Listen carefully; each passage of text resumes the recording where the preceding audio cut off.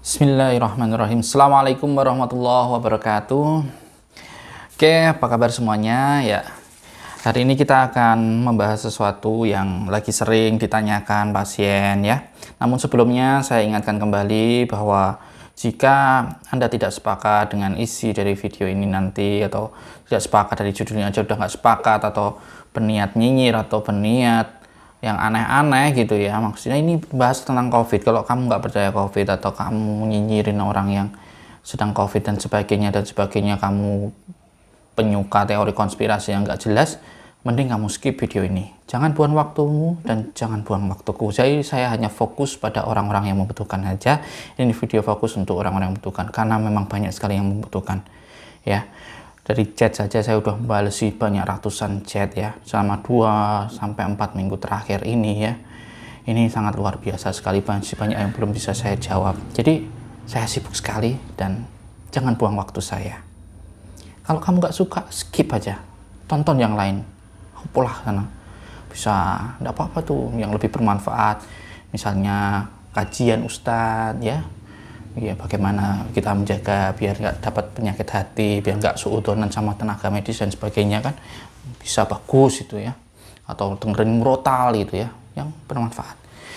Gitu aja, jangan buang waktumu. Gitu ya. Jadi saya hanya fokus pada yang membutuhkan saja. Ini intro banyakin sekalian biar jelas. Nanti kamu nggak usah capek-capek komen gitu, ora tak waca gitu.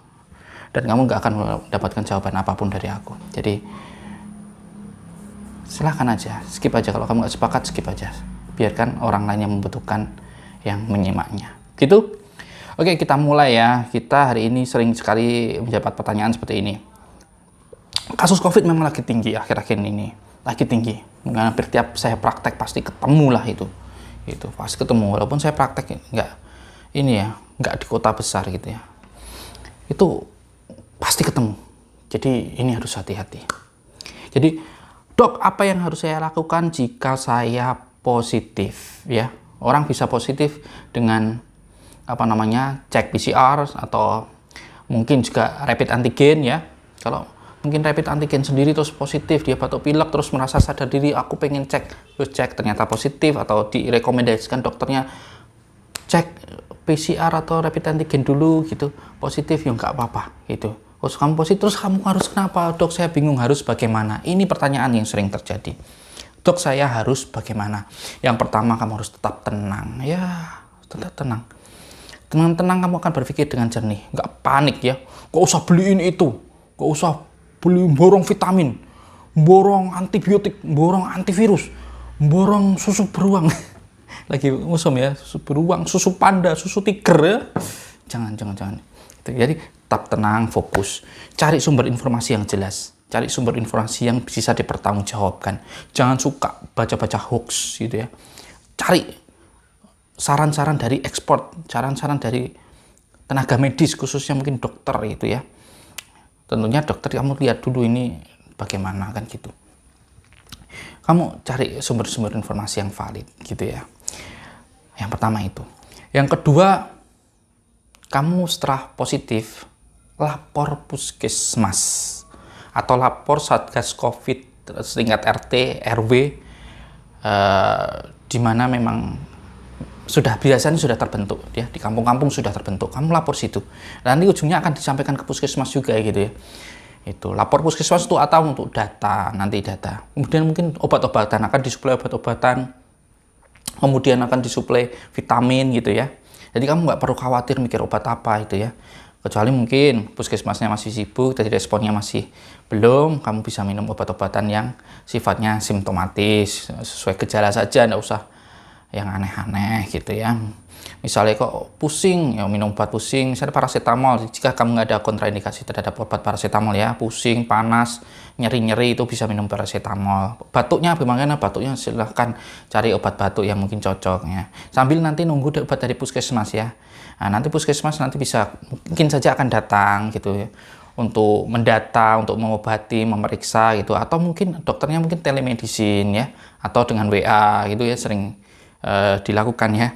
Jadi itu yang utama, kamu nunggu puskesmas itu kalau settingnya adalah kamu di kampung gitu ya, pokoknya yang normal-normal ini seperti itu, lapor di puskesmas biar mudah juga untuk data puskesmas, nanti untuk tracking bagaimana gitu ya, untuk pendataan bisa lebih satu pintu lah kalau puskesmas. Jadi harus didata, jangan sampai kamu isolasi mandiri atau kamu COVID-nya positif kamu nggak lapor, nggak bilang-bilang, nah dok takut dikucilkan. Nah ini jangan mengucilkan gitu ya, kita support bareng-bareng. Yang lagi positif semua orang bisa kena loh, semua orang sehari ini bisa kena itu.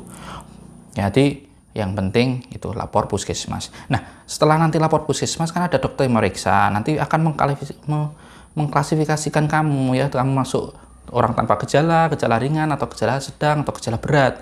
Nah ini akan menentukan kamu nanti isolasi di mana gitu ya. Kemudian kalau misalnya kamu masuknya tidak tanpa gejala atau gejala ringan ya, kamu nanti isolasi mandiri, bisa di rumah atau di tempat-tempat yang sudah disediakan pemerintah setempat ya. Di mana tempatnya? Itu nanti pemerintah setempat ya biasanya ya. Nanti ada yang ditempatkan seperti itu. Misalnya rumah tidak mendukung untuk lakukan isolasi mandiri. Karena apa? Rumah sakit sekarang juga penuh. Sekarang rumah sakit difokuskan untuk gejala yang sedang dan gejala yang berat saja ya. Jadi kita kasih yang ringan-ringan ini enggak, ini yang sedang berat dikasih kesempatan untuk dirawat, jadi pengawasan lebih ketat gitu ya. Kemudian berapa lama dok isolasi mandirinya ya? Isolasi mandiri bisa 10 hari ya, kalau tanpa gejala 10 hari ya sejak dari pemeriksaan. Kemudian kalau misalnya ada gejala ya 10 hari dari mulai gejala timbul tambah 3 hari tanpa gejala. Jadi kalau misalnya 12 hari masih ada gejala, 12 hari nanti tambah 3 hari tanpa gejala seperti itu ya. Jadi isolasinya sepanjang itu. Apakah perlu tes lagi dok? Nah perlu tes lagi. Ini sebenarnya kalau saya pribadi dan kami pribadi, kalau misalnya gejalanya itu ringan dan tanpa gejala tidak perlu tes. Tapi kadang-kadang kemarin ada konsultasi ya kantor harus mengharuskan itu dok. Ya udah, nggak usah mikir misalnya tes PCR lagi positif lagi, sebenarnya tidak usah gitu ya.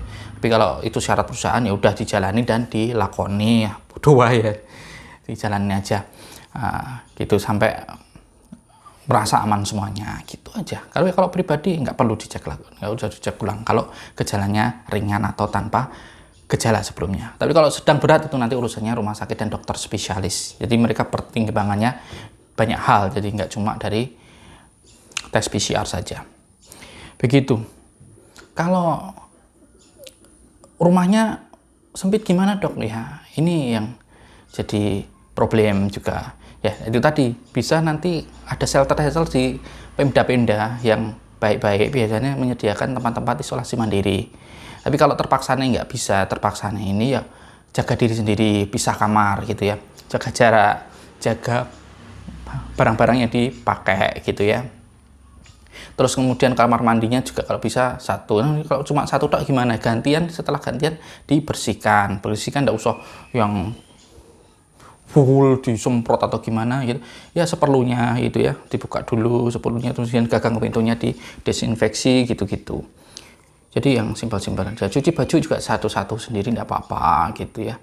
Itu yang simpel-simpel aja. Kita settingnya di orang biasa yang bukan orang yang punya privilege ya. Orang privilege itu isolasi mandiri di hotel berbintang itu enggak. Yang biasa-biasa yang kita sering temui di kehidupan sehari-hari. Gitu. Kemudian obat-obatan nanti dia jelaskan ya. Jadi obat-obatan simptomatik saja, kalau nggak ada gejala ya harus rasa minum obat, ngambil vitamin tok ya boleh, makan bergizi, olahraga gitu ya. Obat-obatan khusus seperti antivirus, antibakteri gimana dok? Antibiotik gimana dok? Nggak usah borong beli sendiri, sesuai yang apa dikasih sama puskesmasnya gitu ya. Bagi saya kalau tidak ada gejala dan gejala ringan sebenarnya obatnya simptomatik aja. Mau vitamin boleh, vitamin D, vitamin C, zinc, vitamin E, terus boleh. Tapi makanan yang utama, yang gizi seimbang, sayur, buah, telur, daging, sumber protein, sumber vitamin, semuanya masuk ya. Makan yang bergizi, penuh semangat, gembira ria ya, tenangkan pikiranmu udah. Nggak usah banyak-banyak baca berita yang gimana-gimana kalau kamu nggak kuat. Tapi kalau kamu kuat itu malah menguatkan sisi pertahananmu. Karena apa? Kamu lebih siap, lebih aware gitu ya. Udah tahu virusnya itu seperti ini karakternya gitu ya. Kadang orang jangan baca banyak-banyak. Nah, kita harus mengenal musuh kita siapa. Kalau kita mengenal musuh kita siapa, kita gampang atasinya. Kayak penularannya gimana tuh virus ini? Ketemu nggak pakai masker ya, kita pakai masker kan gitu. Jadi lebih aware. Ya, kalau sudah ketularan kita tahu cara menghadapinya bagaimana kan gitu. Kemudian apa saja yang perlu perlu diadakan di rumah selain kebutuhan pribadi, juga yang paling kamu harus ada itu termometer untuk pengukur suhu ya, naik turunnya suhu bagaimana. Kemudian oximeter untuk mengukur saturasi oksigen ya. Ini juga penting sekali ya, karena banyak isolasi mandiri yang kita lihat itu saturasinya turun ya. Kalau saturasi sudah turun harus dibawa ke rumah sakit. Berapa saturasinya dok yang aman? Yang aman itu di atas 95% yang aman. Di bawah itu harus hati-hati dan segera ke rumah sakit. Saranku. Jadi sampai kapan ngitungnya? Misalnya beberapa kali dengan jari yang misalnya ganti-ganti gitu ya. Misalnya pagi, siang, sore kok dicek 94, 92 atau mungkin 89, 85. Ya terpaksa harus ke rumah sakit. Rumah sakit penuh dok. Ini ya bingung ya. Memang ini yang menyedihkan ya. Kalau bisa antri di rumah sakit. Antri di IGD tidak apa-apa, dok saya tak antri misalnya, bilang ke dokternya sana atau tenaga medis di sana, sus saya tak antri aja tidak apa-apa, yang penting dapat oksigen, yang penting dapat pemeriksaan, antri berapa 1 jam 2 jam 1 hari 2 hari nggak apa-apa, saya sabar untuk mengantri. Yang penting apa, kamu dapat rumah sakit dan dapat penanganan dan dapat pengawasan. Itu kalau misalnya kamu sudah mulai, moga-moga anda ya gejalanya sudah mulai berat ya gitu. Selain saturasi, gejala berat yang harus kamu perhatikan adalah sesek, kondisi umum lemes, mual muntah berlebihan. Ini kan nanti dehidrasi, harus hati-hati kan gitu. Tapi kalau kamu tidak ada itu semua aman ya. Kalau kamu bingung, dok aku bingung keadaanku, kondisiku, cerita, konsultasi boleh. Nanti kamu bisa ke Instagram kita ya. Tapi ya udah antri, sabar antri ya di Instagram. Nanti Instagramnya ini ada ini ya. Alamat Instagram saya, boleh nanti DM, tapi memang harus antri karena memang banyak yang membutuhkan juga. Saya juga masih antri ratusan, ini belum tak jawab ya, tak jawab dari bawah dulu ya gitu. Kemudian beberapa hal ya mungkin bisa dilakukan, misalnya kalau saturasinya turun ya, kalau terpaksa ya, ini terpaksa di rumah ya sedia oksigen. Kalau belum dapat rumah sakit ya pakai oksigen dulu. Kayak oksigen, nanti kamu juga bisa melakukan proning position ya. Nah nanti proning position kamu udah ada di YouTube banyak, kamu bisa cari.